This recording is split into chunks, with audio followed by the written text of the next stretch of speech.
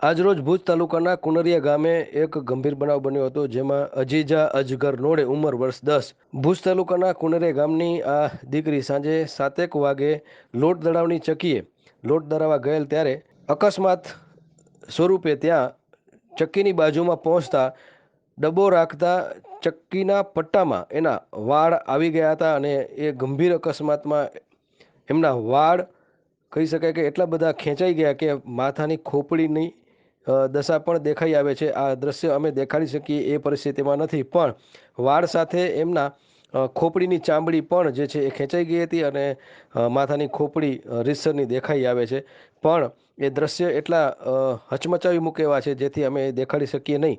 વધુ સારવાર માટે જીકે જનરલ હોસ્પિટલમાં અને કદાચ વધુ સારવાર માટે અમદાવાદ પણ ખસેડી શકે એવું અત્યારે આ અકસ્માતની ઘટના બની છે। ત્યારે જરૂર છે કે દરેક ગામમાં જ્યારે લોટ દળાવની ચક્કી હોય ત્યારે ત્યાં સેફટી રાખવામાં આવે અને આ પટ્ટા જે છે એ ખુલ્લા હોય તો એ અકસ્માતનું કારણ બની શકે છે। ત્યારે તંત્ર પણ આ અંગે ગંભીરતા દાખવે, પોલીસ પણ આ અંગે ગંભીરતા દાખવે એ જરૂરી છે। દીકરી જે છે એની સ્થિતિ અત્યારે જાણી શકાય નથી, પણ એની અત્યારે હિંમત ચોક્કસ દેખાઈ આવે છે કે આ ગંભીર પરિસ્થિતિમાં પણ દીકરીની આંખમાં આંસુ નથી, પણ આ ગંભીર ઘટના આવનારા સમય માટે એક લાલબત્તી સમાન છે।